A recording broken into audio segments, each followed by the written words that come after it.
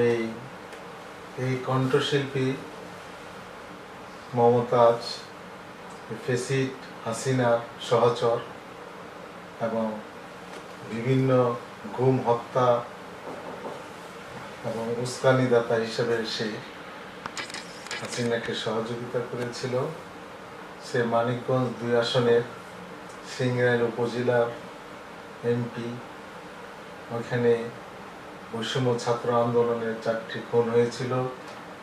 ছাত্ররা ওই খুনের আসামি সে, এবং মিরপুর একটি খুনের আসামি। সে দীর্ঘদিন যাবৎ আত্মগোপন করেছিল।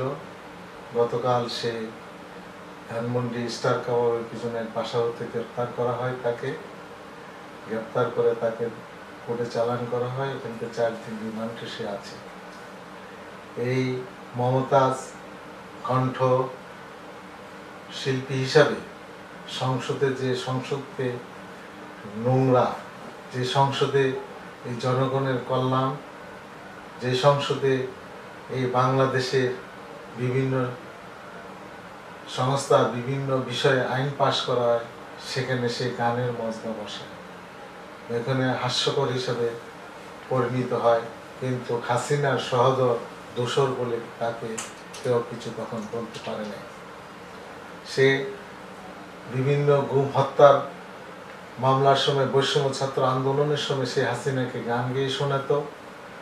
এই ফেসিড হাসিনাকে মনোরঞ্জন করত এবং সে তার মাধ্যমে বহু হাজার হাজার কোটি টাকা দেশ থেকে পাচার হয়েছে বিদেশে। এতে এই মমতাজ একজন সাধারণ শিল্পী হিসাবে সে একজন এমপি হয়েছেন। এগুলা একমাত্র এই স্বৈরাচার ভোটবিহীন প্রধানমন্ত্রী স্বৈরাচার শেখ হাসিনার পক্ষে সম্ভব ছিল, অথবা এই ধরনের একজন মজমা জামায় যে ওষুধ বিক্রি করে গান গাইতো, তার পক্ষে এমপি হওয়া সম্ভব ছিল না।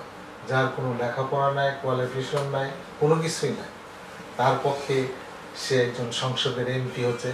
সেটা এই স্বৈরাচার ভোটবিহীন নির্বাচনের যে মেকার কারিগর এই ফেসিস হাসিনার পক্ষে সম্ভব হয়েছে।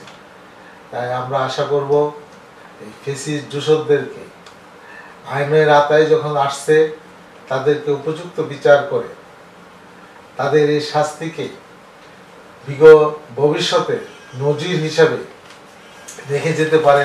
যারা কোনোদিন এই ফেসিস সরকারের বিরুদ্ধে, যারা কোনোদিন জনগণের বিরুদ্ধে যারা এই ফেসিবাদী করবে, তাদের বিচার যেন এইভাবে হয়। তাহলে ভবিষ্যতে যারা ফেসিজম করতে আগ্রহ প্রকাশ করবে, আগে আসবে, তাদের এই ভয় ভিতরে থাকবে যে ফেসিজম করলে তার শাস্তি কি হয়, তার এই ইতিহাস থেকে জানতে পারবে। বহুবার সংসদে এই ধরনের কথা বলেছেন।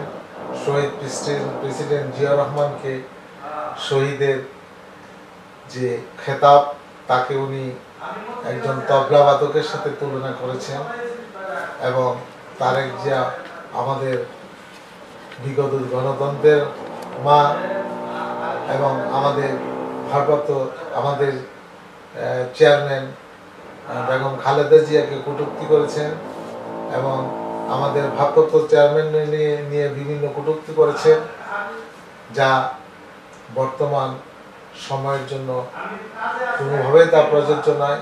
তারা বুঝতে পেরেছিল যে তারাই সারা জীবন এক লাইন ধরে চালিয়ে যাবে, কিন্তু ইতিহাস তো তা কোনোদিন বলে নাই।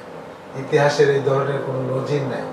এক লাইন ন্যায়তন্ত্র যে কোনো সময়, যে কোনো দিন পতন ঘটবে, তাহা তাদের জানা উচিত ছিল।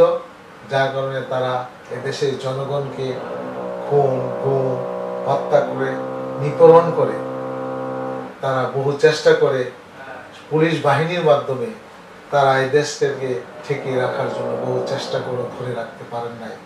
এই ফেসিস খুনি হাসিনা শেষমেশ তাকে পলায়ন করতে হলো, দেশ ছেড়ে চলে যেতে হলো।